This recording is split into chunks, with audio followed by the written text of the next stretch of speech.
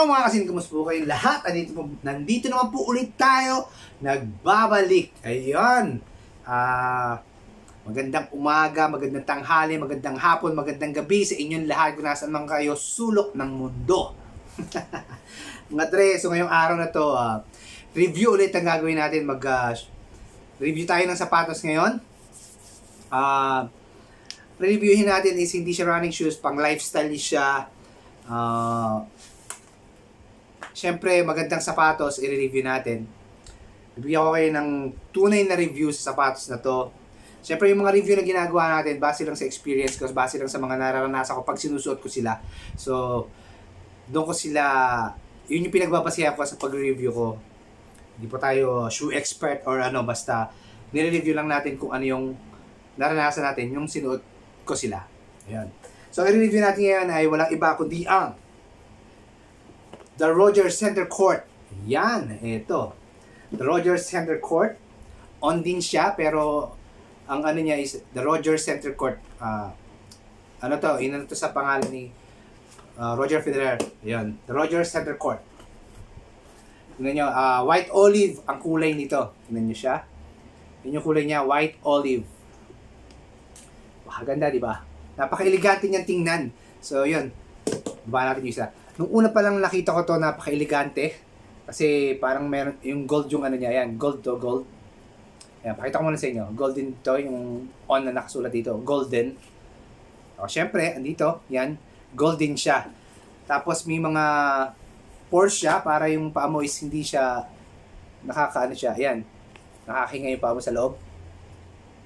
Hindi siya papawisan. At itong sapatos na to is leather siya. Yan. Manipis na leather.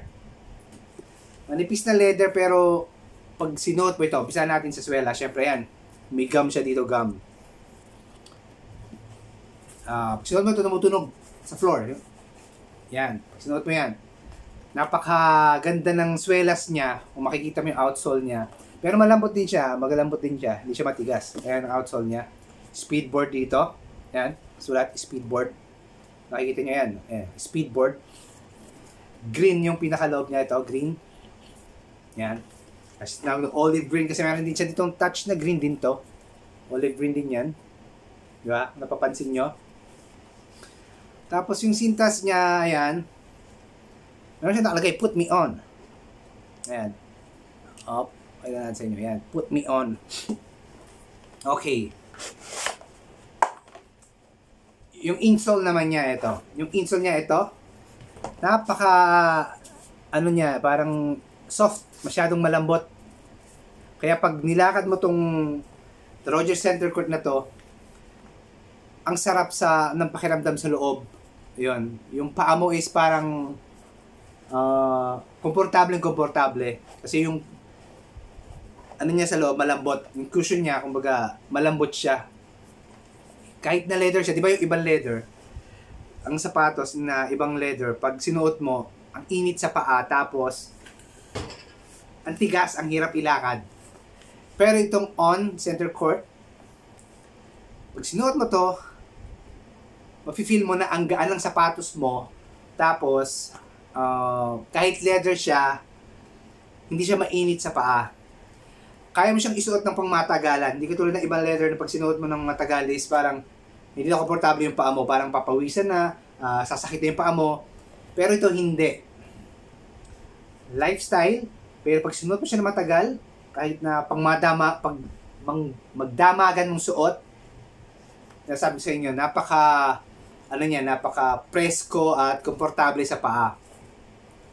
So, yun yung ano natin dito. Nung sinuot ko to,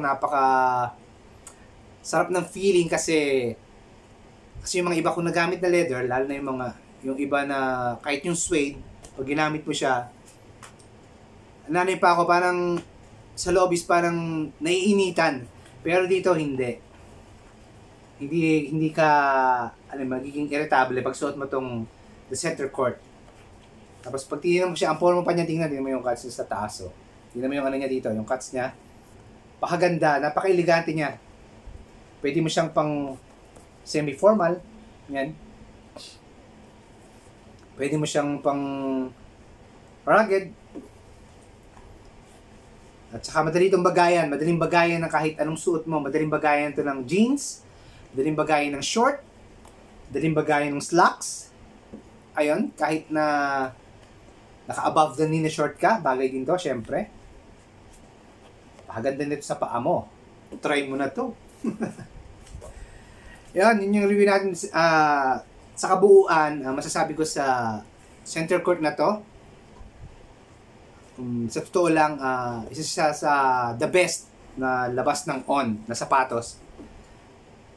The Roger Center Court po ang model nito. The Roger Center Court, isa siya napakagandang sneakers, sa napakagandang lifestyle shoes. Yan. Diba? Tignan nyo na lang, oh. Pag tinang mo yung likod. Hindi niya, di ba? Oh. The Roger Center Court. Olive white. White olive, sorry. White olive. Ganoon na rin. Olive white, white olive. Hindi. White olive kasi mas marami yung white niya, tapos konti lang yung olive na color. Di ba? Ayan. The Roger Center Court.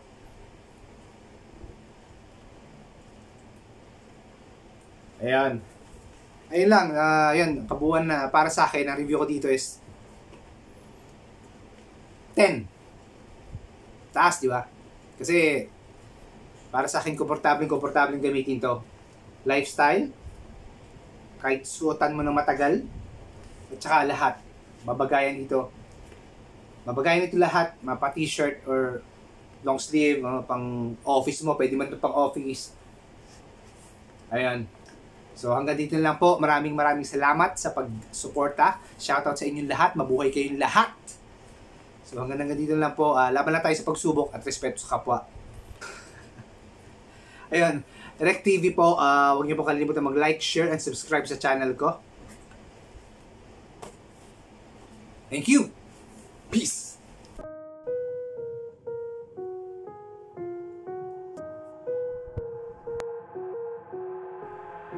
I've got an itch I can't scratch, I'm missing a piece that completes a whole part of me, an open wound scar to see. Everybody come here, gather round, welcome to the freak show, the best in town.